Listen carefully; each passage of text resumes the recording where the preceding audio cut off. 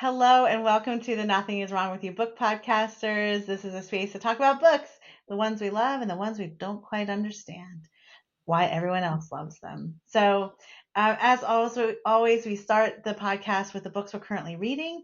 So, I'm going to pass it on to you, Colleen. What are you reading right now? All right. I am reading I don't know how to say her name, but the Book of Alchemy by Suleika. I don't know how to say it, but I really liked her memoir, and this is about like the importance of journaling. I am about to start this memoir called Sad Tiger that I have read a lot of reviews of. It's a French translated book from French, and it's about trauma and growing up. And then I'm also about to start reading this book to review for World Lit today. It's called Small Boat by Vincent Delecroix, and it's written in translation. It's a very short book that I think yes, is based on the when that boat starts to go under in the English Channel in 2021 that was filled with migrants and refugees. So I'm excited about that. So that's where I'm at. That's what I'm doing. What about you, Athena? I am reading a few. I'm reading the Book of Records. Oh, yeah. I just got that book. You did? Well, it's because we're friends. And I just started it, and I'm enjoying it. It's like, I don't even know. Help me, Franz. It's like there's leaps across centuries, past and future. It's cool. I just knew it was about time, and I was like, I'm buying that.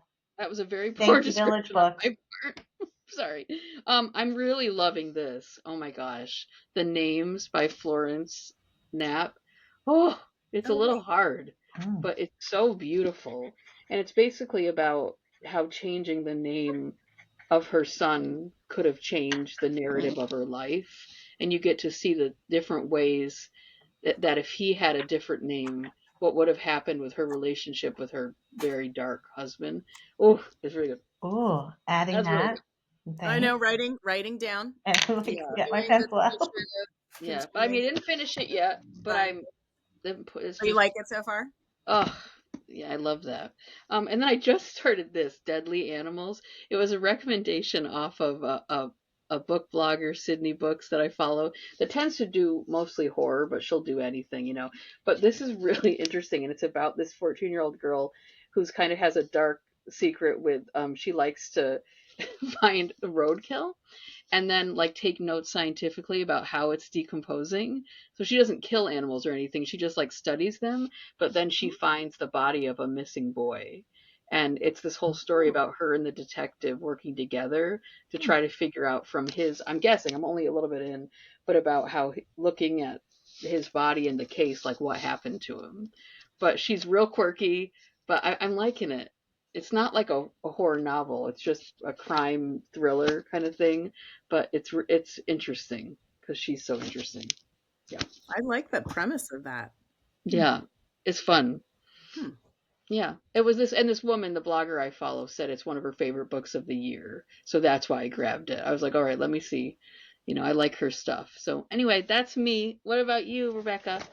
So I'm currently listening to Ali Smith's Gliff. So I think we talked about Ali in the last podcast when we recommended the season. So is Gliff her latest? I think so. I'm listening to that one right now. I also still am slogging through my books that I bought when I was in Aotearoa, and the one is called Feijoa, a story of Obsession of Belonging by Kate Evans. And I also picked up and just started Feeding Ghosts by Tessa Halls. It's a graphic memoir. Yeah, that's a good one. It's good. And then I'm going way back in time, and I remember talking to you about this. Must have been on the podcast in maybe November, and I'm still reading. And this has always been every time we've had what are you currently reading? I'm still reading this book. And so I feel like I need to honor it by saying that I'm still reading it. And that is Scotland.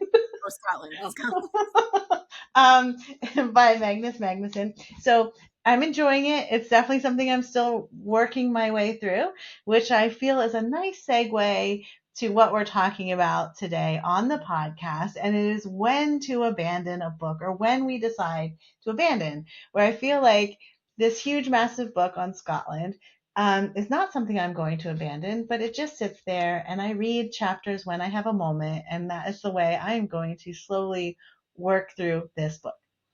But there are other times when we decide to abandon the book. So I'm curious, maybe we'll talk about either similar books that we're in right now that we haven't finished or like have thought about, or is there one that you've recently abandoned to kind of talk about? Let's start with you, Colleen. First, it is a brutal decision to abandon a book, in my opinion. So I want to honor that. I just saw somebody on like a Bookstagram that was like, I give a book 1 page. And I was like, Whoa. wow, okay. Brutal. I know. Brutal, but was just kind of like, there's a lot of books in the world. And if it doesn't grab me, and I'm like, okay, that's a strategy. That's a way to do it. So just validating that. I think I really have been, I see like former students, especially kind of doing book reviews and being like 2 out of 5. Like, I don't know why I finished this. And I always comment and be like, you didn't have to. Like, I want to honor for you. I want to validate that you are not required to finish a book that isn't speaking to you, or that feels hard for you, or that feels harmful for you. So I think the parameter that I have been using is, but it's not foolproof, and I'll talk about that, is if I'm not like, oh, I have 10 minutes, I can sit down and read. If that happens over and over again, like if I'm not using that found time, or if I'm not throwing it in my bag, like, oh, maybe I'll have a few minutes to read it, that is a signal to me that I should be listening to that instinct, and that maybe this isn't the book for me. I think I mentioned before, like, I mean, I read half of Geraldine Brooks's Horse and finally was like, I just don't want to read this. And I know, and it's really hard to let go of books when they're acclaimed or everybody else loves them, but it usually is about a third for me. And that's a lot of time to spend on a book. And usually it's taken up a lot of time. Like, I haven't really read anything else, and so I'm kind of right there right now with Raising Hair by Chloe Dalton, which is a book that people seem to really be loving. And I know I talked about this before. It's just not, I'm not like, oh, I get to read it. It's like a book I want to have read, but I don't really want to read it. And so also I bought it in hardcover, so that destroys me. Like, if I've bought the book, especially in hardcover, that makes it harder for me. But at the same time, another book that I bought in hardcover is Gabrielle by the Barres sisters, and I'm not going to abandon that book. Like, I have faith that I want to read that book. It's just not always grabbing to me, but I like when I'm reading it. So it's a very, for me, and I think probably for all of us, it's going to be. And also, I should say, I never finish an audiobook. Like, I have every audiobook I've ever bought is not finished. I bought Imani Perry's book, right, about Blue that you loved. Is it Imani Perry? So I should just say, like, audiobooks, I'm destined for failure. So I should just accept that fact, even though I think it's cool. It's a cool book. I have a very complicated relationship with abandoning books. Some of it has to do is if I bought it, which is dumb. So I'm getting over that. Just because I paid $30 for something doesn't mean I need to get through it. And if I'm supposed to have read it, like we've talked about the Vuong book that everybody loved, and it was just not a good time for me to read that, honoring my pocketbook, honoring my emotions, honoring my time, honoring, like, these are all things that I think I'm just trying to start to learn how to do. And I want to empower other people to do. What about you, Athena? What is your relationship to abandonment? I just don't, I don't know. I mean, I'm just at this point now where I'm like, that's why I don't really do many book clubs. Like, I just don't want to be forced to read anything. I think also combined with like grad school and having to read certain things like that, my tolerance for having to read something I'm not into is very low. I don't have much tolerance anymore. Like sometimes I'll rarely like keep going with a book and almost be done with it and then be like, and that was lately one that Beta Vulgaris. It was about the sugar beet farm. It's kind of a horror novel, but was recommended to me. That if the beets start like talking and stuff, I just kept waiting for it to go to a certain place, and it was like not doing it, and I was like almost done with it, but I was like, no, I'm done. But that's rare. Lately, if I'm like, even part way through and I don't like it, I let it go. Like I can't. I just feel like life is too short, and I have stacks of things I really love, and if I'm not drawn back to reading it, I just let it go. And I don't feel very bad about it anymore. Sometimes I do in the way of buying things. You know what I mean? I'm like, oh shoot, I bought that. But other than that, I don't know. Like I don't know. I feel like life's too short. I have too many things I love. I'm going to go back to what's I'm being drawn to. Does that answer? Yeah, no, I think that the complicated relationship of choosing yourself. Ultimately, you're choosing yourself, and that maybe is hard. And I'm like, oh, that's because we're all crones. Yeah. I was like, we're all crones. We're like in our knocking. I don't know how old you are, but like 50 or. And just being like, I don't have time for any of this BS. Not that any of these books are BS. I'm sure they're really good. And I don't want any writer, like if somebody talked about this with a book I wrote, I would be sad, right? Like, but it's not always the time. It's not always the place. It's not always the connection. It's just not always. That's it. So that's okay. Yep. Rebecca? I think it's interesting that we talked about because we even talked about this in the canon of not having read a certain book like Moby Dick or whatever, or like a Virginia Woolf, or that like everyone should have read this. I think this is the point of this podcast, right? There are even current books that everyone's talking about that you might not get into, or you might not feel that energy and just want to let it go. So I think that's part of it. I think that's why we're even doing this, but it is a very complex conversation in my head of like, when is it something that because sometimes there's clear things. Like I was reading one, I think it was called like The Witching Tide or something like that. And I was like, the premise sounded good. I started reading it. I really hated it. And sometimes I start reading something and I'm like, I've read something very similar to this, and I'm not going to spend more, like my precious reading time reading a retelling of something that I've read multiple times. Like I'm just not going to do it. And I don't even need to go back into that space. This isn't new material for me that I'm going into, is another reason. But for me right now, the one that I'm wavering back and forth on is Ocean Vuong's newest book, The Emperor of Gladness. I love it. I love his writing. I want to go into it occasionally, but it's not, I'm picking up other books instead.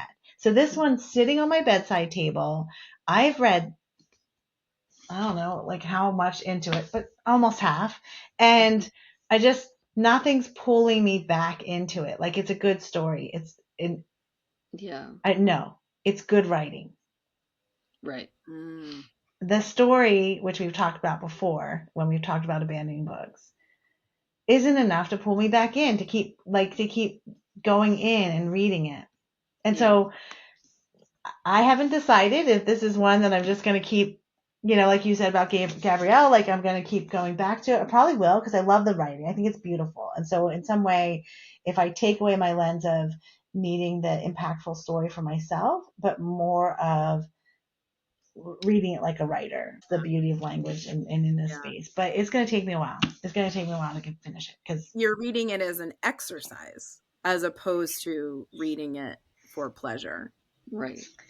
If it sits too long, because I'm also a person, this is another criteria that has nothing to do with reading, but I hate clutter. And so if it sits around too long and there's nothing happening with it, I mean, I've given away books that I have never even read, but they just sat around for too long. So like I'm just like, you're just going to my shelf, even though it's a lie, because I haven't read you. I'm like, I can't. Oh, do you have like some kind of intricate shelving situation? I have a process.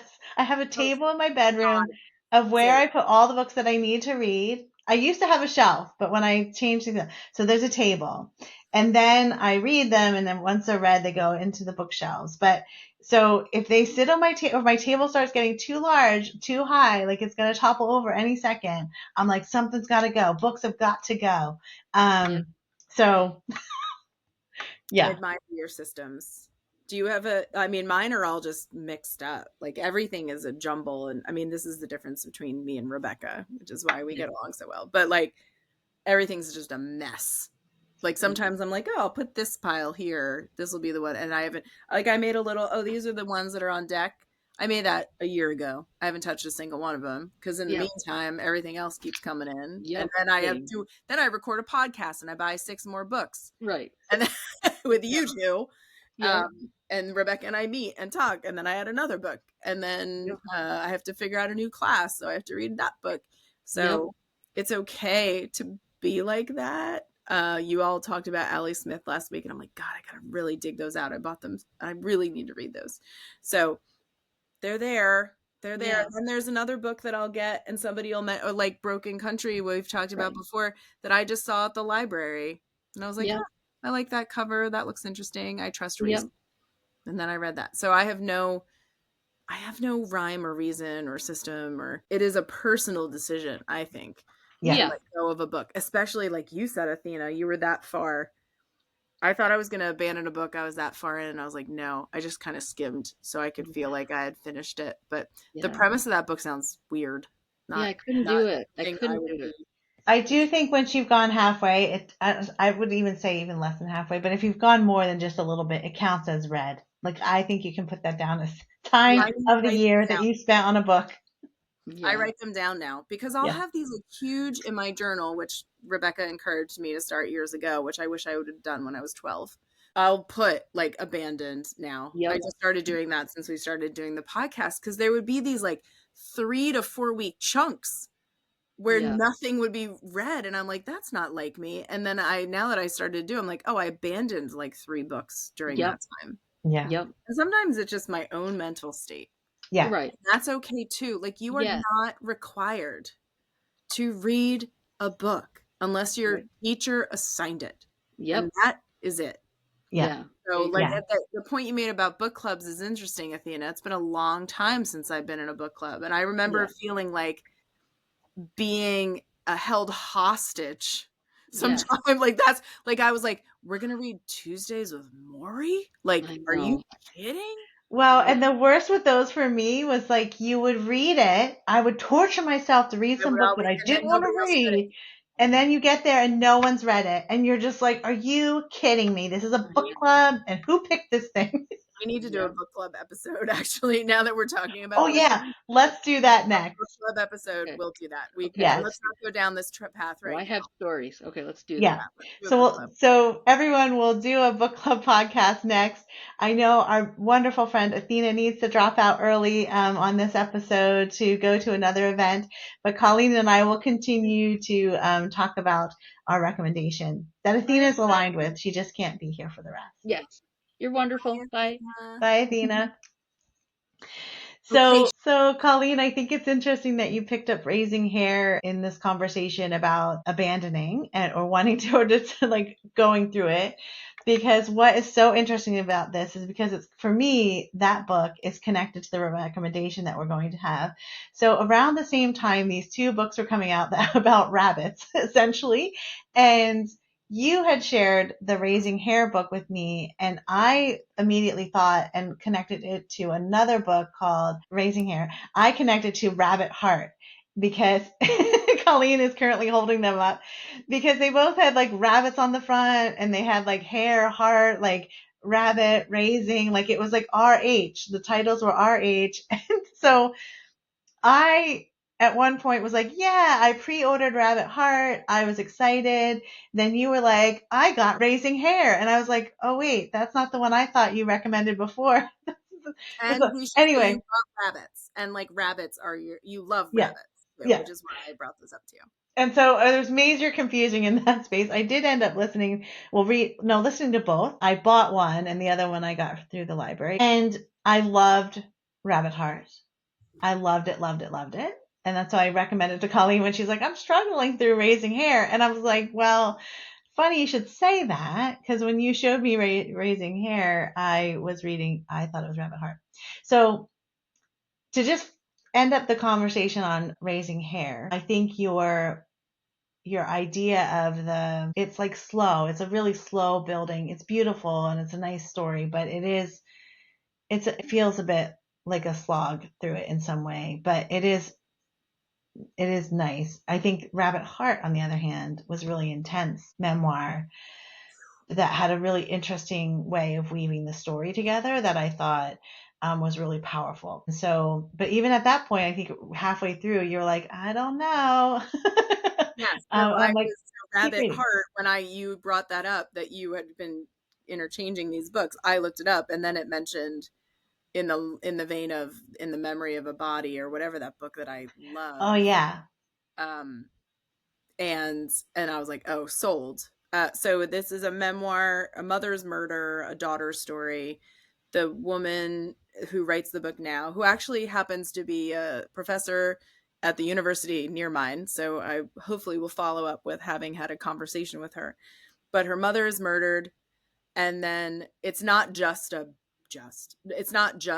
that, but it is so much more coming of age. And there was kind of a place where I felt mired in the middle, and Rebecca's like, well, did you get to blank?